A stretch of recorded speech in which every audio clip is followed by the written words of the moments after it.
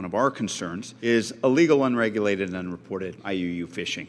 IUU fishing is linked to overfishing, environmental degradation, and, of course, forced labor. Exposing these concerns, there's been many articles, be it by The New Yorker or by The Economist, which have found direct evidence of forced migrant labor on fishing vessels and in seafood processing in China, including those tied to Uyghur labor. Thankfully, USTR has been pushing for a strong WTO fisheries agreement that prohibits subsidies that contribute to overfishing, including subsidies to vessels engaged in IUU fishing, fishing on overfished stocks, and fishing on the unregulated high seas. Now, I'm proud that the U.S. has already gotten 57 countries to ratify this agreement and encourage them to continue to build support for it. However, the agreement does fall short in some ways.